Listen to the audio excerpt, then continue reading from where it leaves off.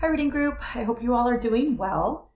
Today I want to talk to you about the final project that you are going to be doing for the class. If you can believe it, we're already here to the final project. And the final project for the course is the unit plan assignment. So as you know, as we've been breaking down literacy throughout the semester, you all have been reading in your text and you have been discussing with your classmates and you have been practicing each of the aspects just, independently from the rest. And now for the unit plan, this is one of the summative assessments where you are going to bring together everything that you've been using and demonstrate your proficiency in the unit plan, which is one of our summative assessments. So this is a chance for you to bring everything together and really demonstrate what you've learned about literacy throughout the semester. And you're going to be doing so with the unit plan project.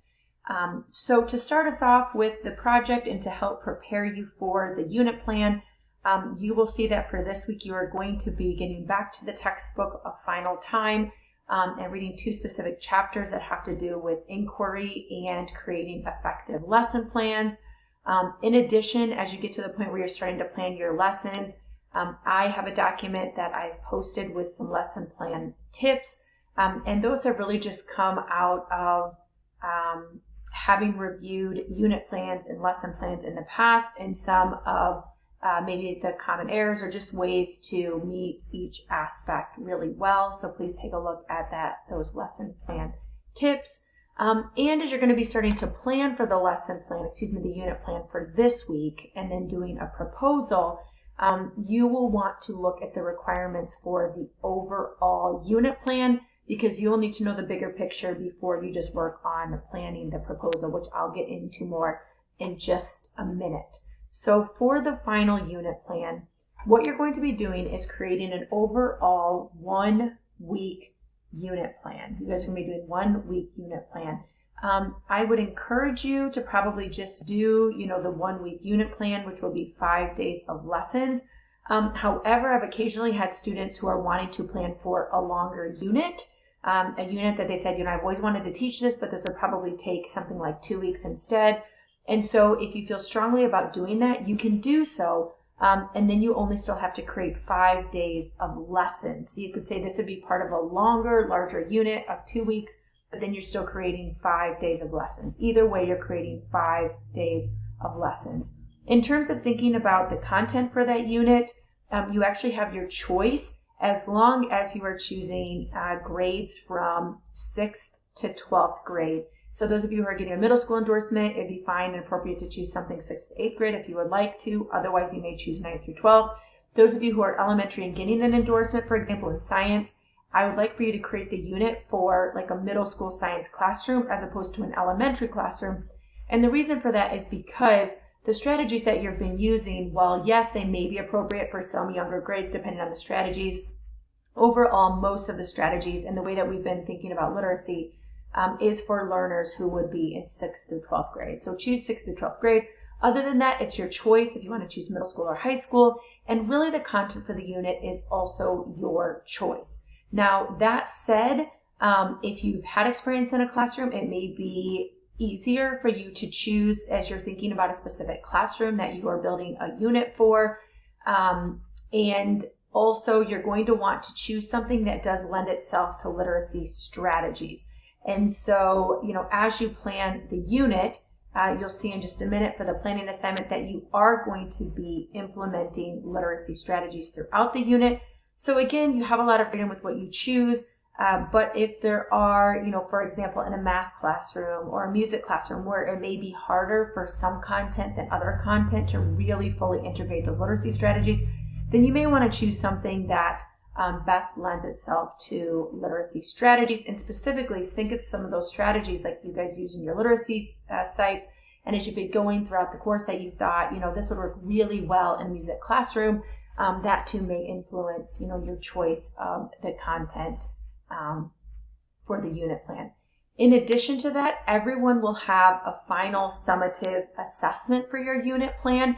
And so for that, you are welcome to have the students be completing that on day 5. So for example, if your summative is a test, students may be taking a test or maybe even a quiz since it's only a 5-day unit plan, which is pretty short.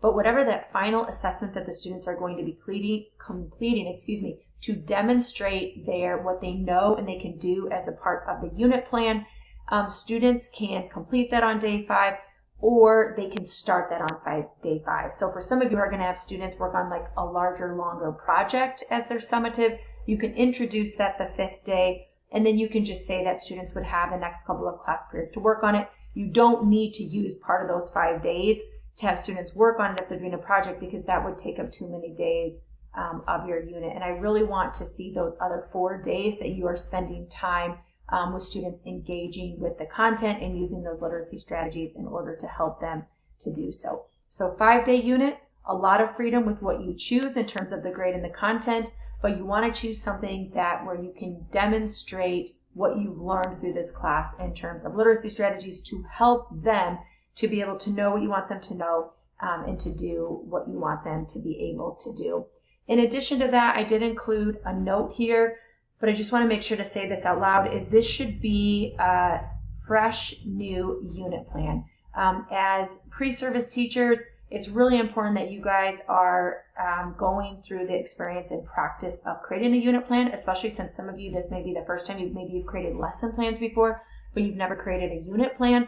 And so it's especially important that you are conceptualizing the unit, that you are creating the materials, that you are making the plans. Things like teacher pay teacher and other areas we can go on and find teaching ideas can be great, but I want you to think about planning this unit. I don't want you to choose, the giver and say, I'm going to go and find what all of these other teachers have done when they've gone about teaching, the novel The Giver. Instead, I want you to think about, this is what I'm going to be teaching. These are the standards I'm going to be choosing. And this is how I'm going to go about structuring my unit and planning the days in the way that you feel like you're using your knowledge, your expertise to plan the best way to go about doing so. So this should be fresh, original materials that you're creating. This should also be fresh, original materials for you. So I don't want you to go choose things that you've already taught in the past or lesson plans you've already created in the past. These should be new lesson plans that you're creating for this specific class. So in terms of planning your unit, a couple of things to keep in mind is, first, this is a short unit plan. And so in thinking about the standards that you're going to be meeting throughout the unit plan, I would keep it simple, even having students meet 2 to 3 standards throughout the course of the 4 days, because then they're going to demonstrate their learning on the 5th day.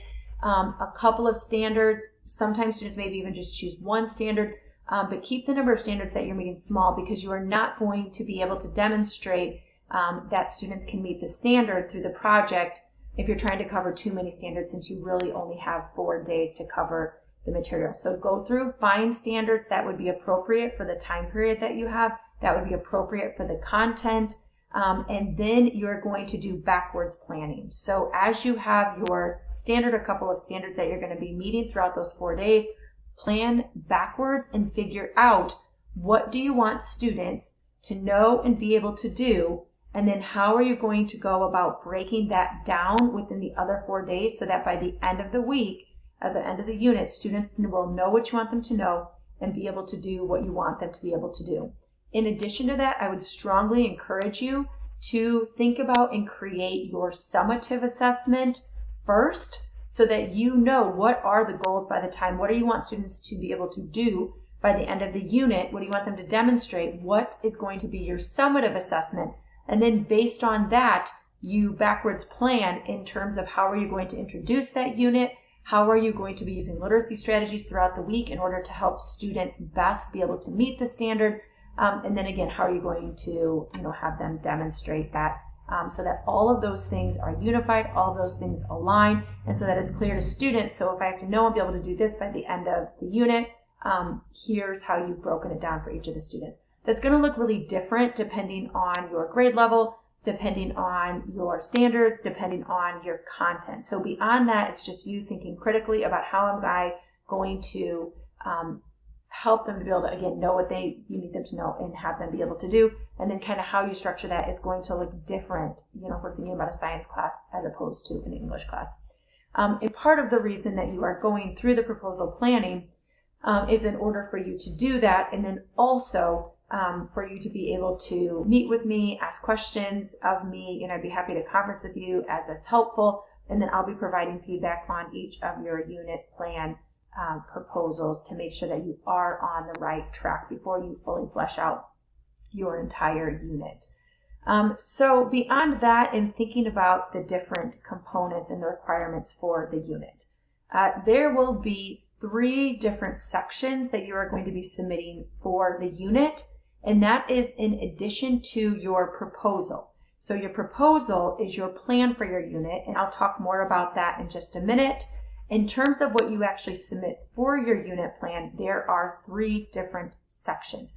So the first section is going to be your unit overview, and you will notice that there are many similarities between the unit overview and the proposal planning. And so I'd encourage you as you work on your unit plan to return to your proposal, and you can plug in those different areas that you've already planned, and then add in the other sections that you didn't have to do as a part of the proposal planning. And so some of that includes your physical classroom. So you're going to give me a description in the unit overview about the classroom that you are planning for. In addition to that, you are going to tell me about the learners that you're planning for, and I have asked that you include at least 2 students in your classroom who have some kinds of specific accommodations. So those of you who have done practicum experiences before, if you're planning for an actual classroom that you have like knowledge and experience with, then you are able to, talk about accommodations for those specific students, again, who you already know and have some experience with.